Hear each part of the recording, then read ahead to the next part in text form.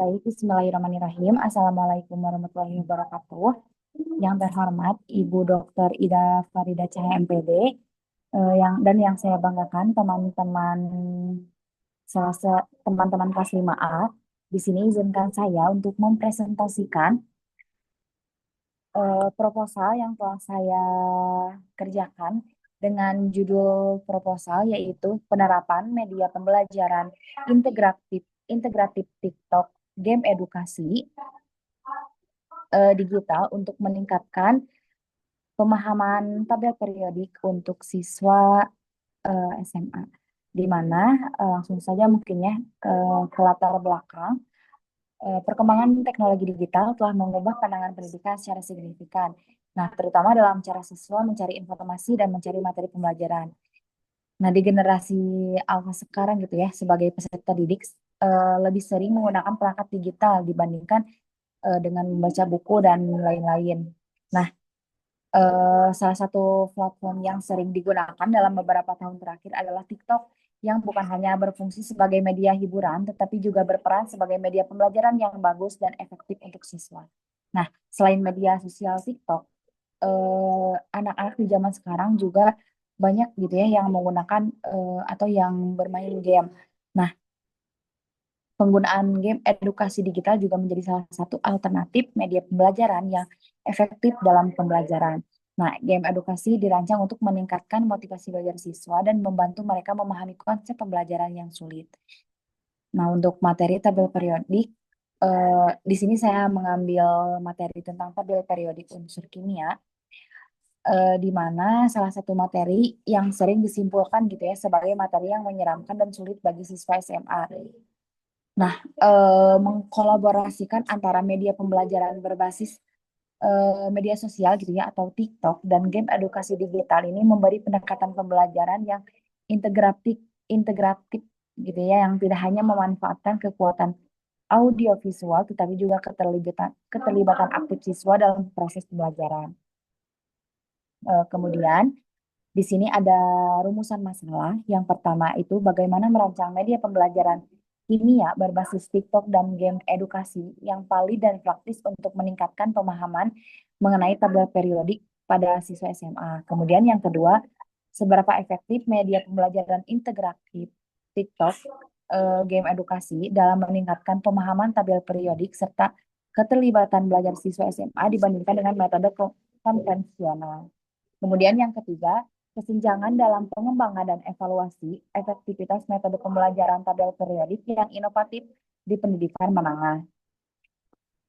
Kemudian di sini ada tujuan penelitian di mana yang pertama mengembangkan media pembelajaran kimia berbasis TikTok dan permainan edukasi yang valid dan praktis untuk digunakan dalam meningkatkan pemahaman siswa SMA mengenai tabel periodik. Kemudian menganalisis efektivitas media pembelajaran integratif TikTok dan game edukasi dalam meningkatkan pemahaman konsep tabel periodik serta keterlibatan belajar siswa SMA dibandingkan dengan metode pembelajaran konvensional. Kemudian yang ketiga, mengidentifikasi dan menjelaskan kesenjangan dalam pengembangan serta evaluasi efektivitas metode pembelajaran inovatif terkait materi tabel periodik di tingkat pendidikan menengah sebagai dasar untuk perbaikan dan inovasi strategi pembelajaran selanjutnya. Kemudian, di sini ada manfaat kegiatan atau manfaat penelitian gitu ya, di mana yang pertama itu memberikan kontribusi terhadap pengembangan teori pembelajaran berbasis media digital, khususnya penggunaan platform TikTok dan game edukasi dalam pembelajaran kimia, kemudian menyediakan alternatif media pembelajaran kreatif dan menarik yang dapat digunakan untuk meningkatkan pemahaman dan keterlibatan siswa, kemudian membantu siswa memahami materi tabel periodik secara lebih mudah, menyenangkan, dan sesuai dengan gaya belajar generasi digital.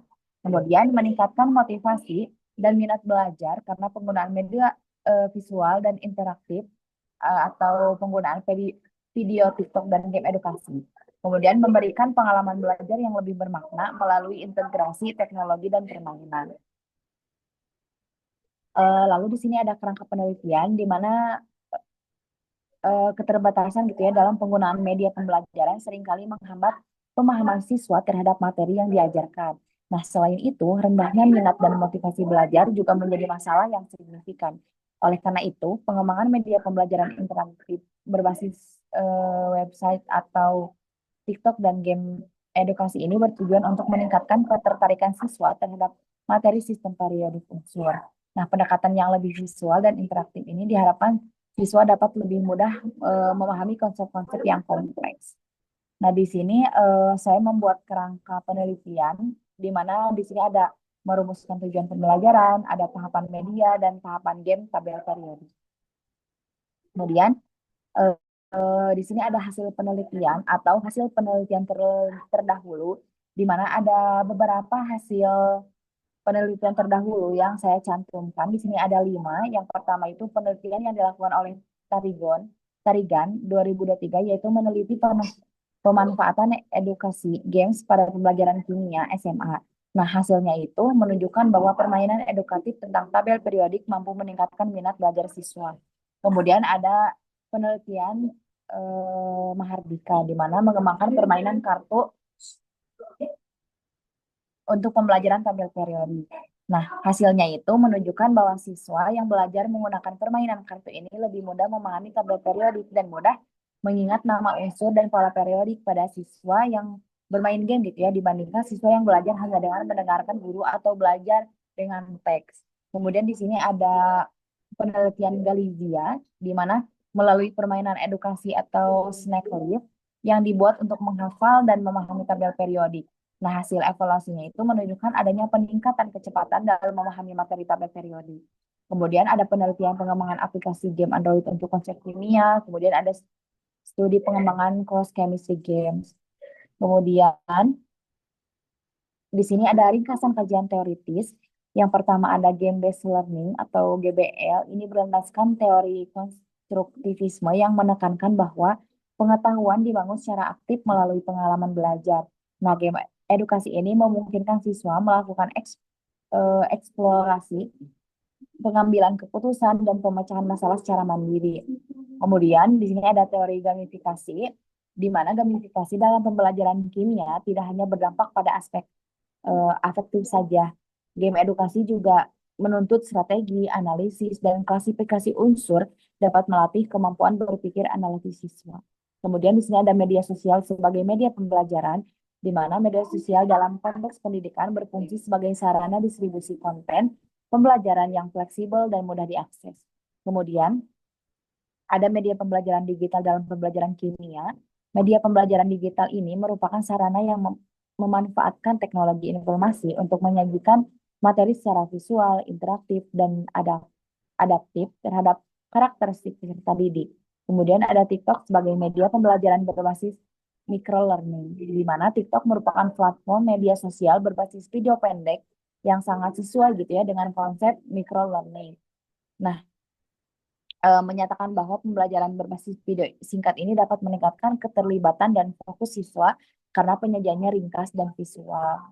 Kemudian di sini ada metode penelitian. Yang pertama ada desain penelitian, di mana penelitian yang saya gunakan gitu ya adalah menggunakan metode R&D, di mana metode penelitian yang digunakan untuk menghasilkan produk tertentu dan menguji keefektifan produk tersebut. Kemudian yang kedua ada subjek penelitian. Nah, subjek dalam penelitian ini saya menggunakan atau melakukan penelitian kepada kelas siswa SMA kelas 10. Nah, kenapa sih saya menggunakan atau saya meneliti kepada siswa kelas 10? Dikarenakan pada materi tabel periodik ini khususnya di SMA gitu ya, siswa itu baru belajar atau baru mengetahui gitu tabel periodik di kelas 10. Jadi dasar tabel periodik itu ada di kelas 10. Kemudian yang ketiga itu ada prosedur penelitian, di mana yang pertama itu ada desain atau pendefinisian. Yang pertama itu ada analisis kebutuhan media, analisis peserta didik, analisis konsep materi, dan analisis tujuan pembelajaran. Kemudian ada desain, di mana yang pertama itu saya membuat flowchart, kemudian membuat storyboard, kemudian merancang media pembelajaran game. Kemudian ada develop atau pengembangan, di mana yang pertama itu produksi awal media dengan tools, kemudian validasi ahli materi dan media, kemudian revisi berdasarkan saran validator, Dan yang terakhir uji coba terbatas dan revisi produk. Kemudian ada penyebaran, di mana yang pertama itu ada pengujian di lapangan. Kemudian yang keempat ada instrumen penelitian. Yang pertama itu ada lembar validasi ahli materi, kemudian ada flowchart, kemudian storyboard, dan angket tanggapan siswa dengan skala Likert. Kemudian ada teknik pengumpulan data. Yang pertama observasi dan dokumentasi dalam tahap pengembangan awal dan uji coba. Kemudian validasi ahli melalui lembar evaluasi tertulis. Kemudian angket respon siswa untuk mengetahui kepraktisan dan daya tarik media. Kemudian yang keenam, teknik analisis data. Nah, data yang digunakan adalah data kuantitatif dan kualitatif. Teknik analisis data yang dilakukan sesuai dengan instrumen penelitian yang digunakan dengan jenis data sebagai berikut. Itu yang pertama ada analisis data validasi. Yang pertama itu data dari validator dianalisis secara deskriptif kuantitatif. Kemudian skor rata-rata disesuaikan dengan kriteria kelayakan media. Yang itu yang pertama ada sangat layak, yang kedua layak, yang ketiga cukup layak, dan tidak layak. Kemudian analisis respon siswa. Nah, di sana itu ada data angket dianalisis menggunakan presentase dan dikategorikan. Kemudian ada agenda penelitian di mana penelitian ini direncanakan berlangsung selama 6 bulan. Yang pada bulan pertama gitu ya, saya melakukan sekali pendahuluan berupa analisis kebutuhan, pengumpulan referensi, dan penyusunan instrumen awal. Kemudian pada bulan kedua difokuskan pada perancangan media, termasuk pembuatan flowchart dan storyboard. Kemudian bulan ketiga digunakan untuk pengembangan media dan validasi oleh ahli materi, disertai revisi produk.